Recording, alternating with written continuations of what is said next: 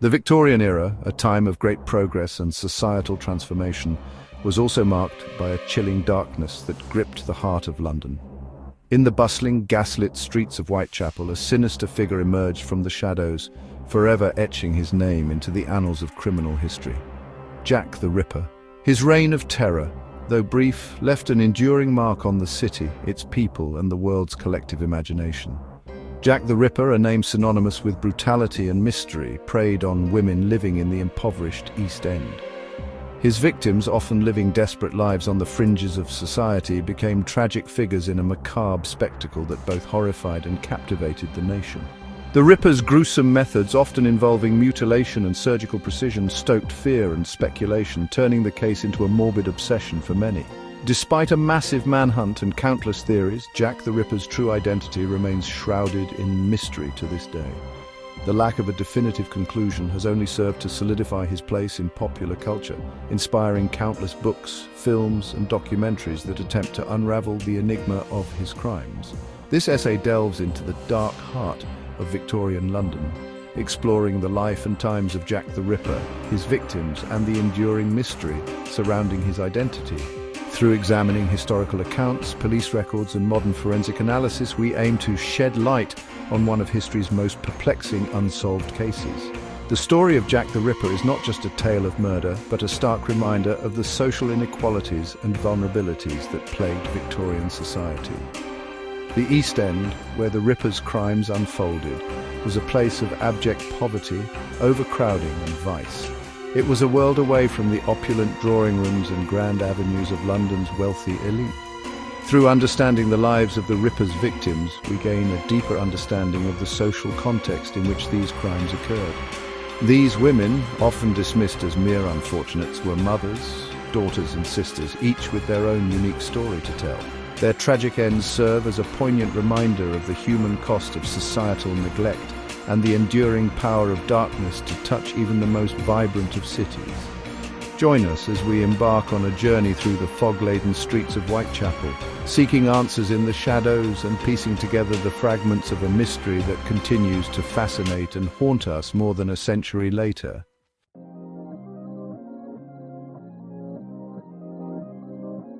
The 19th century witnessed London's transformation into a global metropolis, its boundaries expanding at an astonishing rate.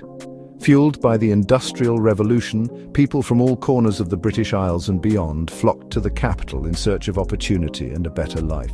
The city's population, a mere 1 million at the dawn of the century, swelled to over 6 million by the time Jack the Ripper cast his sinister shadow upon its streets. This unprecedented growth, while a testament to London's economic vitality, brought with it a unique set of challenges. The city struggled to accommodate its burgeoning population, leading to cramped living conditions, particularly in the poorer districts. Newcomers, often arriving with little more than the clothes on their backs, found themselves competing for scarce housing, jobs, and resources. Amidst this urban sprawl, London established itself as a global economic powerhouse. Its docks, teeming with ships from every corner of the empire, served as a vital artery for trade and commerce. The city's financial institutions, concentrated in the imposing buildings of the City of London, wielded immense influence, shaping the destiny of nations and individuals alike. The echoes of this booming economy, however, did not always reach the darkest corners of the city. While the wealthy elite enjoyed a life of privilege and luxury, a vast underclass struggled to survive amidst the squalor and deprivation. For many, the promise of a better life in London remained elusive, a cruel mirage shimmering on the horizon.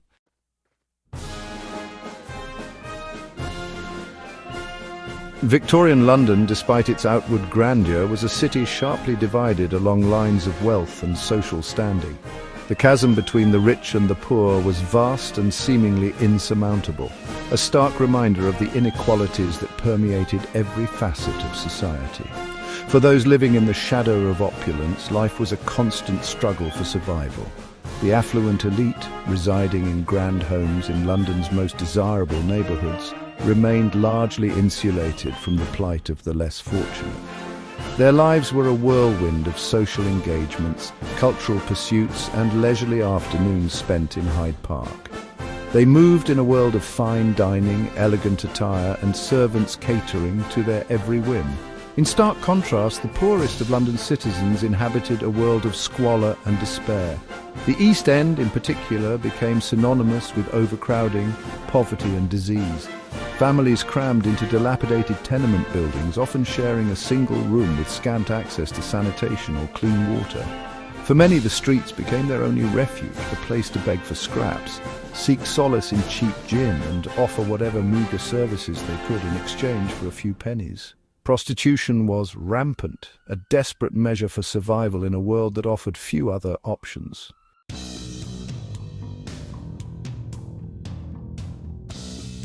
Whitechapel, a district in London's East End, became synonymous with the Jack the Ripper case, its name forever etched in the annals of criminal history.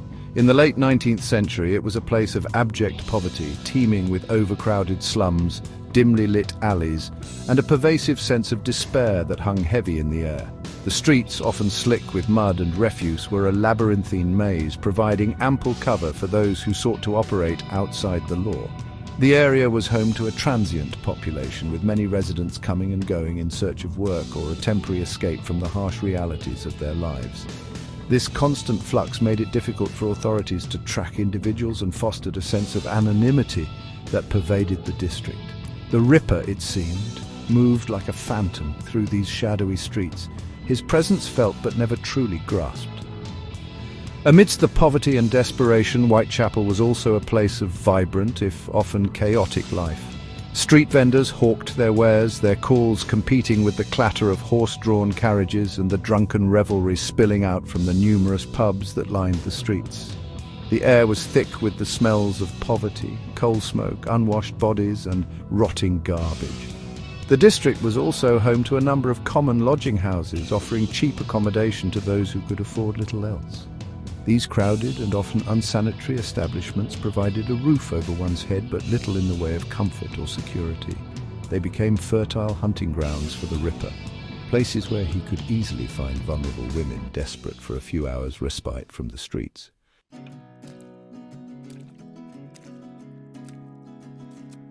Mary Ann Nichols, known to friends as Polly, was a woman etched in hardship her life, a testament to the brutal realities of poverty in Victorian London. By the summer of 1888, at the age of 43, she found herself adrift, her marriage dissolved, and her circumstances increasingly desperate.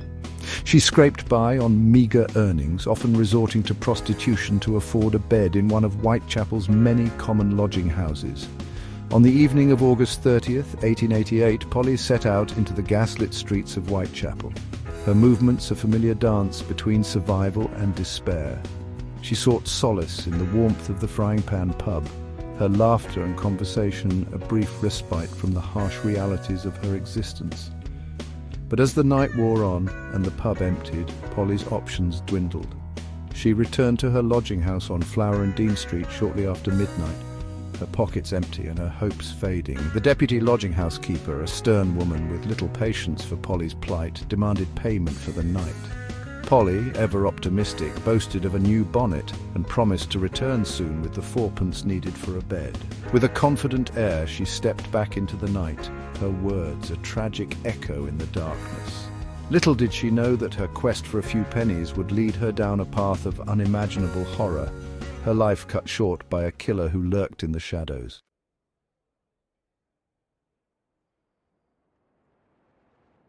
The darkness of the early morning hours on August 31st, 1888, held a chilling secret on Bucks Row, a narrow street in Whitechapel. Charles Cross, a carman making his rounds, noticed a dark shape lying near a stable entrance. At first glance, he dismissed it as a discarded tarpaulin, a common sight in the impoverished district. But curiosity drew him closer, and as he approached, the true nature of the object became horrifyingly clear. It was the body of a woman later identified as Mary Ann Nichols. Her life brutally extinguished. She lay on her back, her eyes staring vacantly at the sky, her clothes disheveled, and her throat bearing the unmistakable marks of violence. The sight was enough to make Cross's blood run cold. Another carman, Robert Paul, soon joined Cross, and together they confirmed the woman was dead. They pulled down her skirt to preserve what little modesty remained and set off to find a policeman, their minds racing with questions and a growing sense of unease. They encountered PC Jonas Meesen, who, upon hearing of their discovery, immediately rushed to the scene. The news spread quickly, and soon a crowd gathered, drawn by a mixture of morbid curiosity and fear. The brutal nature of the crime, committed in the darkness of a quiet street, sent shockwaves through the community.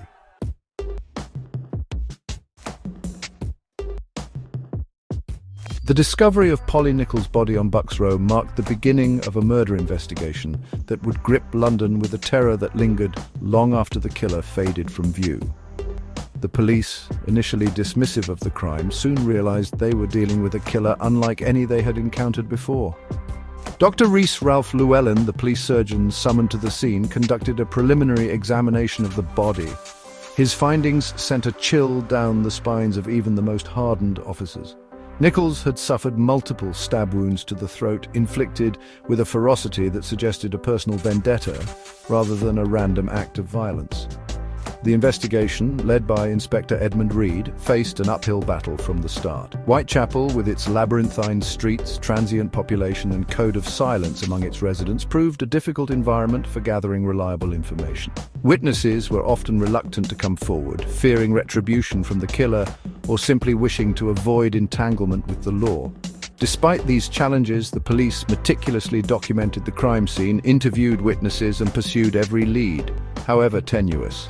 The press, eager for a sensational story, descended upon Whitechapel, their lurid accounts of the murder fueling public fear and speculation. As the days turned into weeks and the investigation continued, the city held its breath, wondering if the killer would strike again and who his next victim might be. Little did they know that this was just the beginning of a reign of terror that would forever stain the cobblestone streets of Whitechapel with blood and fear.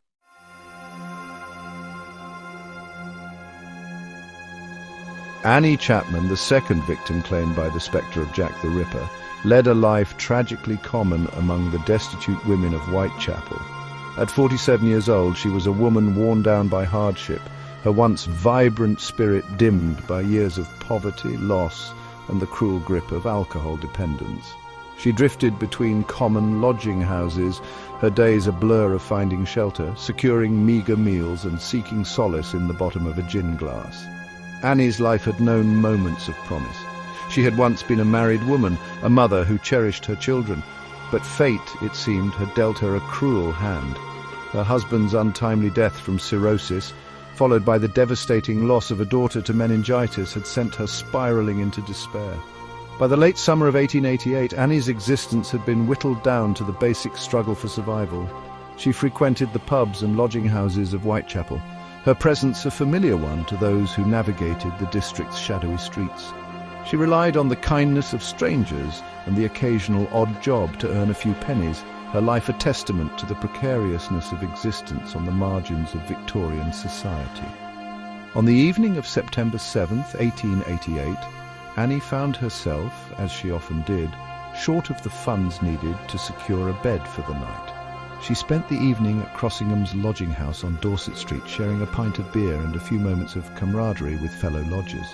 But as the clock ticked past midnight and the lodging house prepared for slumber, Annie knew she had to venture back out into the night.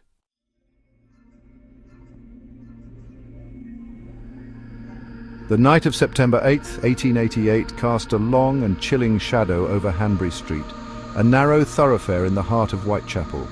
As the city slept, oblivious to the horrors unfolding in its midst, Annie Chapman's life was brutally extinguished in the dimly lit backyard of 29 Hanbury Street.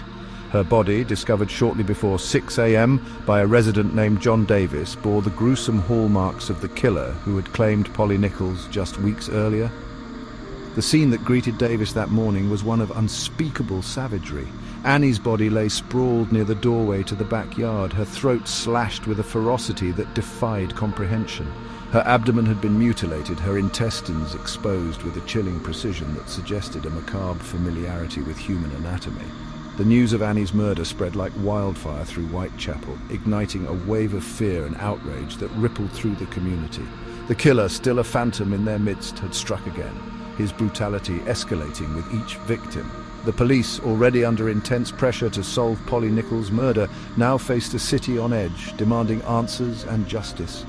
As dawn broke over Hanbury Street, casting a somber light on the gruesome discovery, the residents of Whitechapel were forced to confront a terrifying reality. A monster walked among them, cloaked in darkness and driven by a bloodlust that seemed insatiable.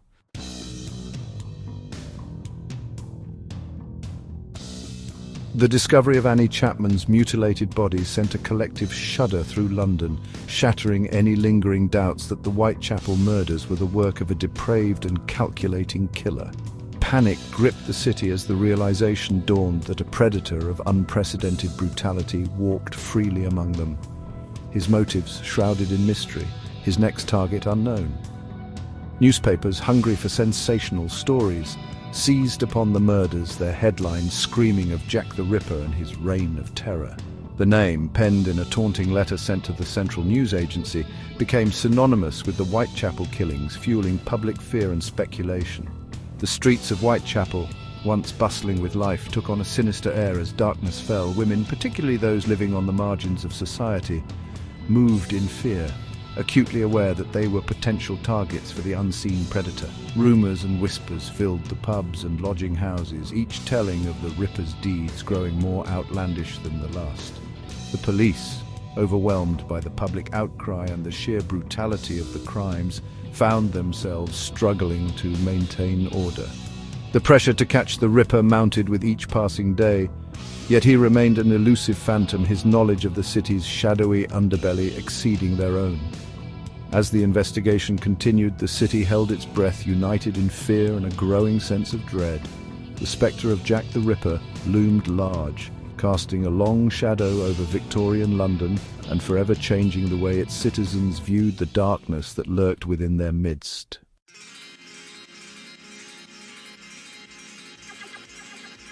September 30th, 1888 dawned like any other in Whitechapel.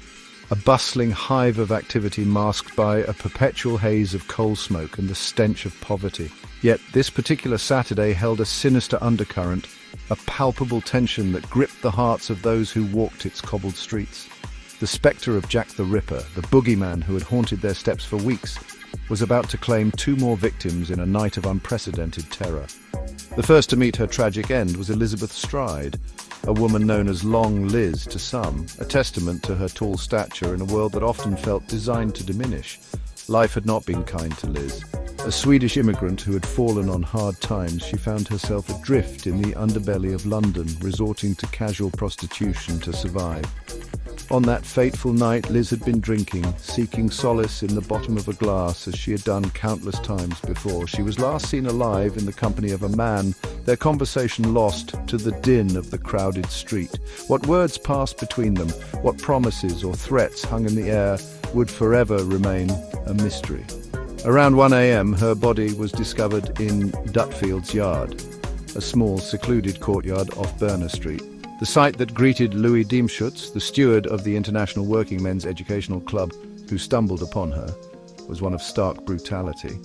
Liz's throat had been slashed, her lifeblood staining the cobblestones a macabre crimson.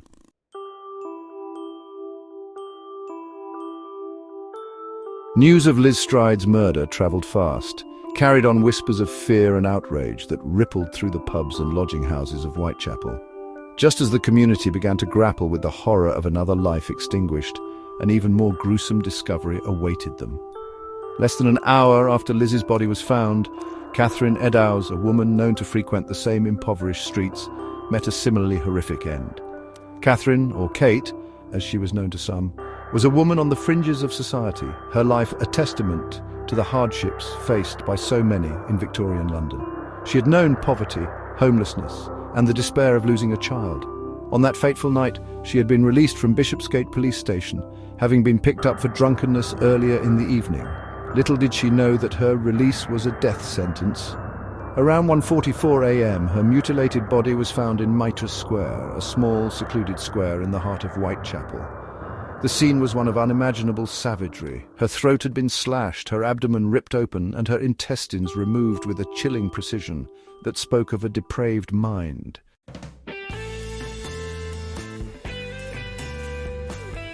As the fog of terror that had descended upon Whitechapel on September 30th, 1888 began to lift, the city was left reeling from the brutality of the double event. The Ripper, it seemed, had grown bolder, his bloodlust reaching a fever pitch. Yet even as the community grappled with the aftermath of that horrific night, the spectre of violence lingered, casting a long shadow over the lives of those who called Whitechapel home. Mary Jane Kelly, a young woman who had known little kindness in her short and troubled life, would become the Ripper's final victim, her death the most brutal and haunting of all. At just 25 years old, Mary Jane had already experienced more hardship and despair than many endure in a lifetime. Forced into prostitution at a young age, she carried the weight of her circumstances on her slender shoulders, her youthful beauty dimmed by the harsh realities of her existence. On the night of November 8, 1888, Mary Jane retreated to the relative safety of her single room at 13 Miller's Court, a narrow, squalid alleyway off Dorset Street. She had been drinking, seeking oblivion in the bottom of a glass as she had done countless times before. Whether she invited her killer in or he forced his way into her meagre dwelling remains a subject of speculation. What is known, however, is that Mary Jane met a horrific end within the confines of her room, her body subjected to a level of mutilation that surpassed even the Ripper's previous acts of savagery.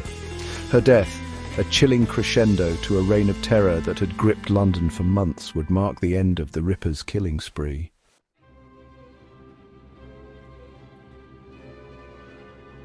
The brutal murders that had stained the cobblestone streets of Whitechapel with fear and blood sent shockwaves through the highest ranks of Scotland Yard. The pressure to catch the perpetrator, dubbed Jack the Ripper by the press, was immense, fueled by public outcry, political scrutiny, and the chilling knowledge that a predator of unprecedented audacity walked free in their midst. The Whitechapel Division of the Metropolitan Police, led by Inspector Edmund Reed, found themselves thrust into the heart of a case that would test their skills and resolve like no other. Reed, a seasoned officer known for his meticulous approach, recognized the gravity of the situation. He deployed additional constables to patrol the streets of Whitechapel, their presence offering a semblance of security in a community gripped by fear. As the body count rose, so too did the urgency of the investigation. Reinforcements arrived from Scotland Yard, bringing with them experience and expertise in handling complex murder inquiries. Detective Inspectors Frederick Aberline and Henry Moore, both highly regarded within the force, joined the hunt for Jack the Ripper, determined to bring the killer to justice. The police employed every tool at their disposal: door-to-door inquiries, witness interviews, and the examination of countless pieces of evidence, however insignificant they might seem.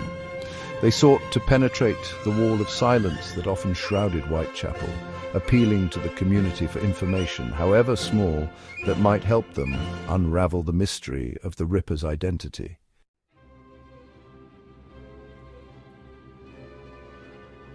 The investigation into the Jack the Ripper murders was fraught with challenges, each twist and turn in the case revealing the limitations of Victorian-era policing and the complex social fabric of Whitechapel itself. The district, a labyrinthine maze of narrow streets and overcrowded slums, seemed designed to conceal rather than reveal its transient population, with residents often coming and going under assumed names, made it difficult to track individuals or establish reliable timelines. The police, accustomed to a certain level of cooperation from the public, found themselves met with a wall of silence in Whitechapel residents, many of whom lived in fear of both the Ripper and the authorities. Were often reluctant to come forward with information. Some feared retribution from the killer, while others simply wished to avoid entanglement with the law. Adding to the complexity of the case was the media frenzy that surrounded the murders. Newspapers, eager for a sensational story, often published unverified accounts and speculation, fueling public fear and hindering the police's efforts to conduct a thorough and impartial investigation. The Ripper, it seemed, had become a macabre celebrity, his every alleged move dissected and debated in the press. Despite these obstacles, the police remained steadfast in their pursuit of justice for the victims and their families. They meticulously documented each crime scene, searching for any clue, however small, that might lead them to the killer. They interviewed hundreds of witnesses, their notebooks filled with accounts that ranged from the credible to the outlandish.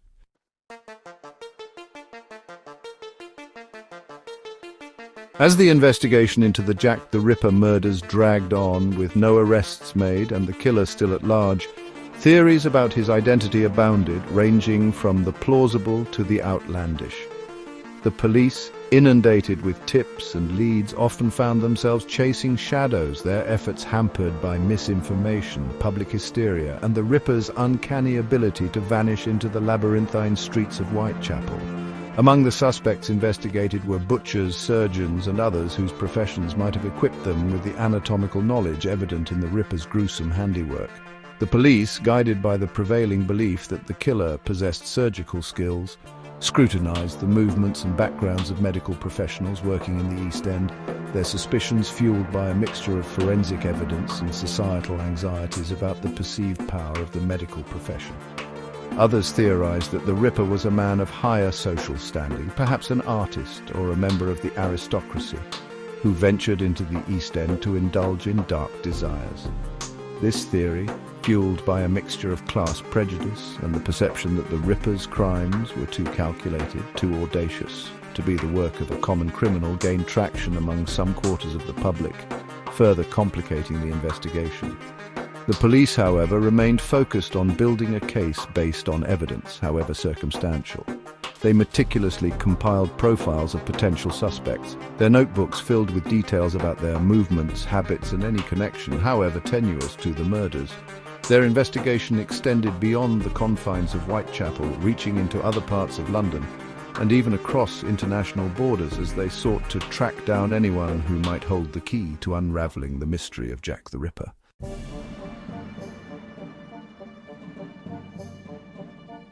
A legacy of speculation theories about Jack the Ripper.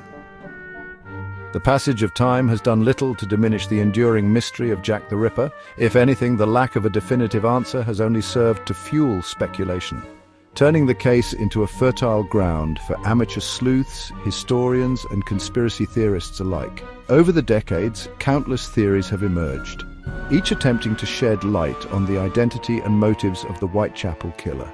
Some theories have focused on the Ripper's alleged surgical skills, suggesting he was a doctor, butcher, or someone with intimate knowledge of human anatomy. This line of inquiry, fueled by the gruesome nature of the murders and the prevailing social anxieties of the Victorian era, has led to the investigation of numerous medical professionals who lived or worked in Whitechapel at the time. Other theories have ventured into the realm of the outlandish, proposing that the Ripper was a member of the royal family, a disgruntled artist, or even a woman disguised as a man. These theories, often based on circumstantial evidence or wild speculation, highlight the enduring power of the case to capture the imagination and the human desire to find explanations, even in the absence of concrete proof. The lack of a definitive conclusion to the Jack the Ripper case has allowed these theories to flourish, turning the killer into a mythical figure, a boogeyman whose legend continues to fascinate and horrify in equal measure.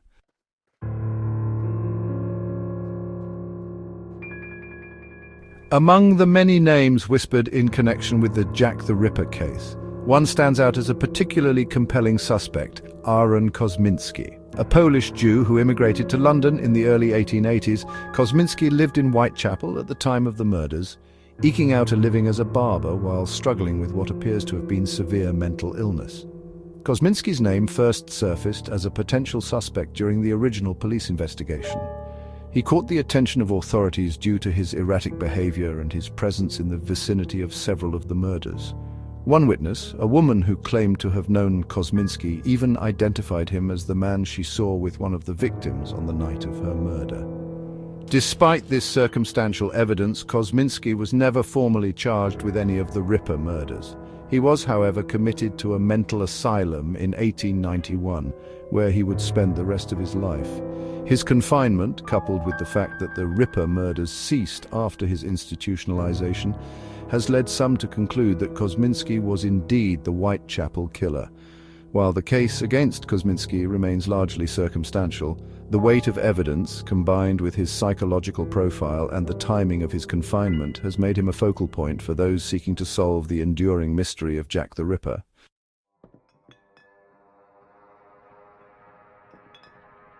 DNA evidence, a modern twist in a Victorian tale.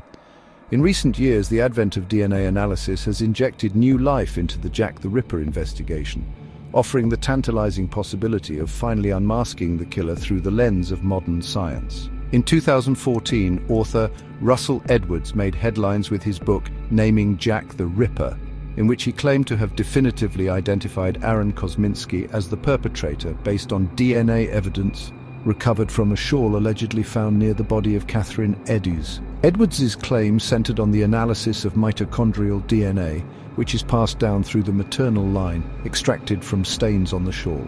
According to Edwards, the DNA profile matched that of a living descendant of Kosminski's sister, providing a direct genetic link between the suspect and the crime scene. However, Edwards' findings have been met with skepticism from some quarters of the scientific community.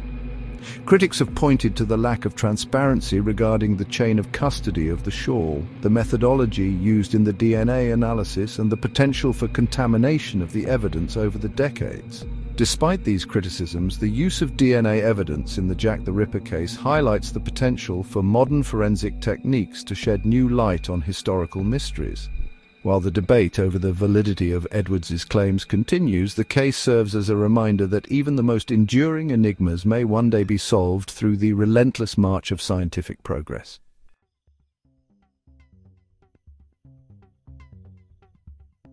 London's shadow remains. The chilling tale of Jack the Ripper continues to cast a long shadow over the cobblestone streets of Whitechapel and the annals of criminal history. Despite over a century of investigation, speculation, and the advent of modern forensic techniques, the true identity of the Whitechapel killer remains shrouded in mystery, a testament to the enduring power of the unknown.